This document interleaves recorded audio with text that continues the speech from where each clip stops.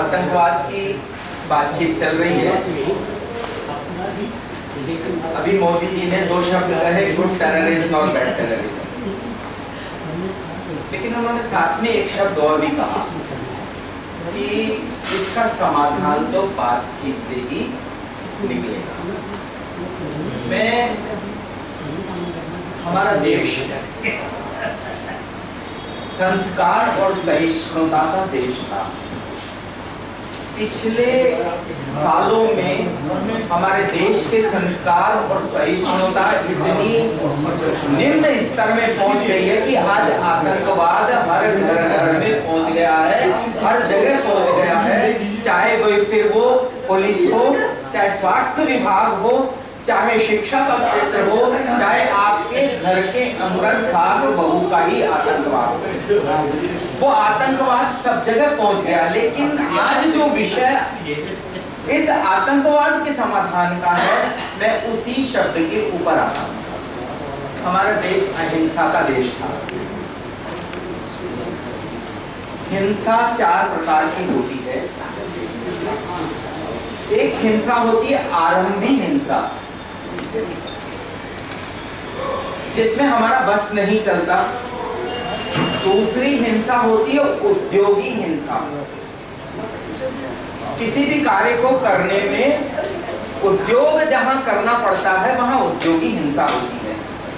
और तीसरी हिंसा जो होती है उसको कहते हैं प्रतिरोधी हिंसा। हमारे देश के अंदर डॉक्टर जब किसी को ठीक करने के लिए कार्य करता है और उसमें किसी की हत्या हो जाती है, उसमें किसी की मौत हो जाती है, या सीमा पर सैनिक जब देश के लिए लड़ता है और हत्या हो जाती है, वो होती है प्रतिरोधी हिंसा। लेकिन एक हिंसा जो हिंसा जबरदस्त है उसको कहते हैं संकल्पित हिंसा। ये संकल्पित हिंसा क्या है? मैं हिंसा कहां से प्रारंभ होती है? मैं काम, क्रोध, माया, लोभ, अहंकार और घृणा, ये हिंसा के कारक हैं। लेकिन सबसे बड़ी चीज क्या है? आज हिंसा जो हो रही है, संकल्पित हिंसा जिसको कह रहे हैं, वो हमारे देश ने इस आतंकवाद को तब महसूस किया जब 1198 में संकल्पित रूप में अब्दुल बिन कासिम हिंदुस्तान में आया। जो हिंसा आज हम महसूस कर रहे हैं और उस हिंसा को आज हम भोग रहे हैं, क्या ये सही हो सकती है? एक ही बात मैं आपसे कहूंगा कि आज अमेरिका का 45 लाख डॉलर रोजाना आमदनी सिर्फ इस संकल्पित हिस्सा की वजह से हो रही है।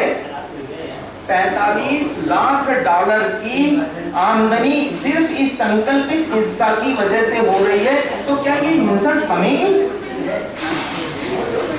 ये हिंसा जो आज मध्य पूर्व से भाग के हमारे देश के बॉर्डर तक पहुंच गई है और ISIS कह रहा है कि अब हम भारत को भी इसमें सम्मिलित कर लेंगे, क्या ये आसान है? क्योंकि इसमें तो 45 लाख डॉलर की आमदनी जब रोजाना अमेरिका जैसे देशों की हो रही है, तो ये क्या पॉसिबल है?